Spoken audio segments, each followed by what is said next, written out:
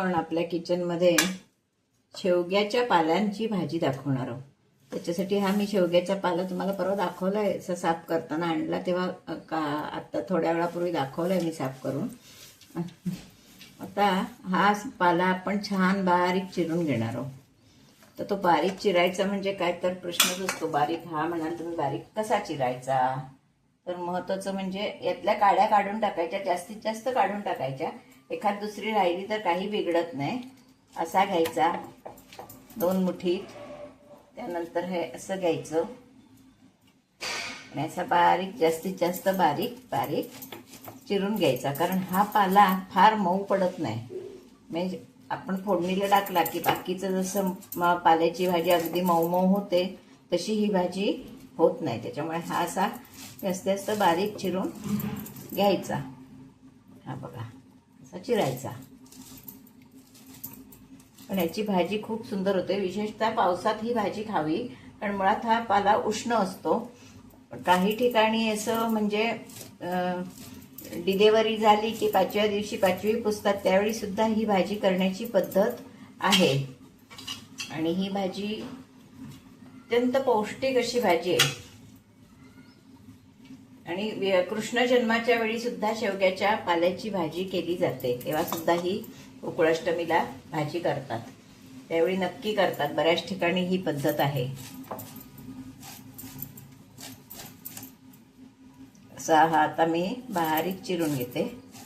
कांदा चिरते आणि तुम्हाला भाजी फोडणीला टाकून दाखवते. एक वेगळी भाजी. आणि आत्ता ह्या सीझनला बाहेर पाऊस पडत असताना ही भाजी नक्की खावी.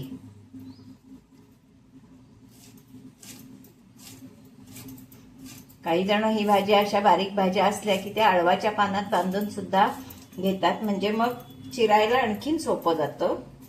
तसं सुद्धा हवं तरी मी तुम्हाला दाखवते. हे बघा, हे माझ्या इथे अळवाचं पान पण आहे आणलेलं, त्याच्यातही तुम्हाला घेऊन दाखवते. हे तुम्हाला आणखीन सोप्या पद्धती सगळ्या मी दाखवून ठेवते. असा घ्यायचा पाला,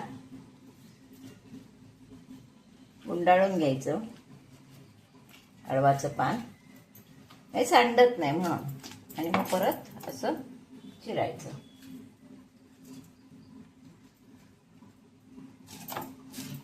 टाकळ्याची भाजी सुद्धा काही जण अशी अळवाच्या पानात गुंडाळून चिरतात.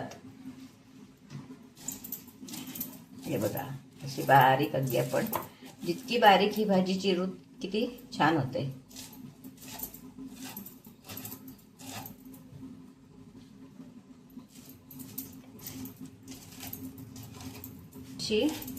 चिरून घेते आहे ती. मी कांदा पण चिरून घेते.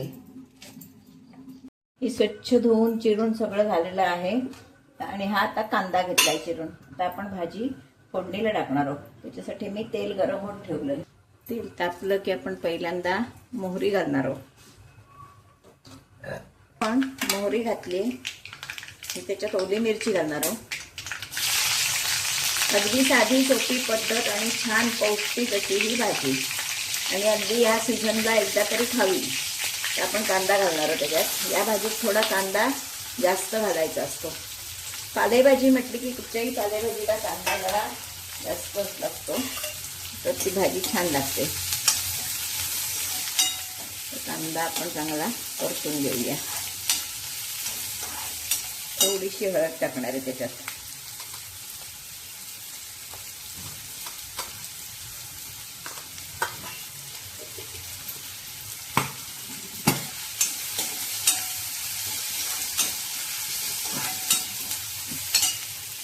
हिंग. हिंगामुळे कुठची गोष्ट पचनालाही सोपी जाते. हिंग पचनाचं काम चांगलं करतो. आपण झाकण ठेवून जरा हा कांदा चांगला वाफवून घेऊया. फार अगदी तळायचा नाहीये, थोडा असा अर्धवट झाला तळून की आपण बास करणार आहोत. 1 मिनिटभर झाकण ठेवते.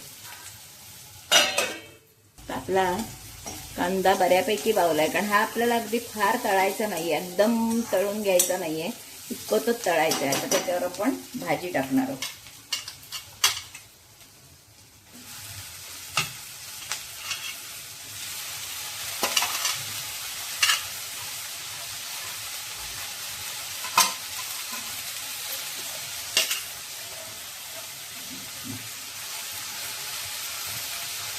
भाजी आपण परतून घेऊया.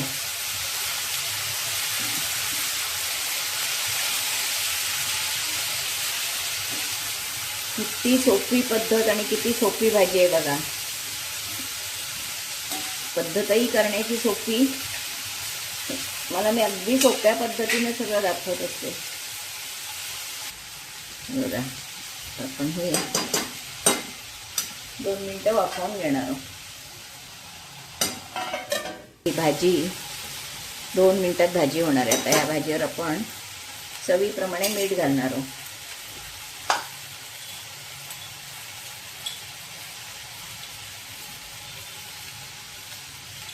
पुरेसे मीठ, म्हणजे पुरेसे याचा अर्थ चवीला जेवढं आवश्यक आहे तेवढं मीठ. 1 किंचित साखर, अगदी.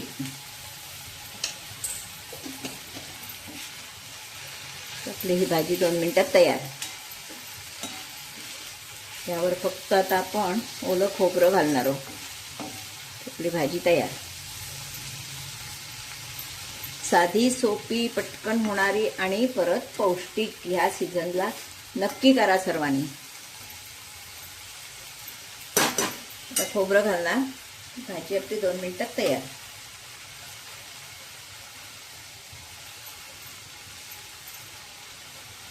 पालेभाज्या म्हटलं की त्यांना खोबरं व्यवस्थित हवं, तर ते चांगले लागतात. अशी सुंदर भाजी तयार. एका बाजूला भाकरी करायची, एका बाजूला भाजी. आपण भाकरी पण करणार आहोत सुंदरपैकी. ज्वारीची भाकरी आणि ही भाजी, शेवग्याच्या पाल्याची भाजी. 2 मिनिटं झाकण ठेवते की आपली भाजी तयार.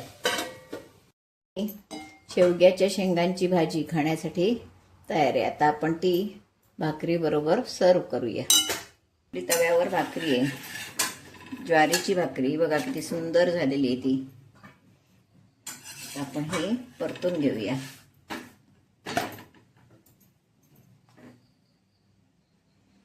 अशी टम्म सगळीकडून फुगली पाहिजे भाकरी.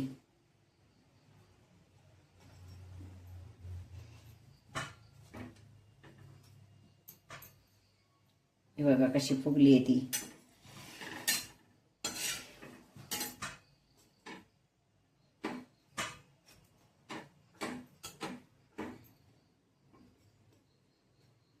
सुंदर फुगली आहे भाकरी.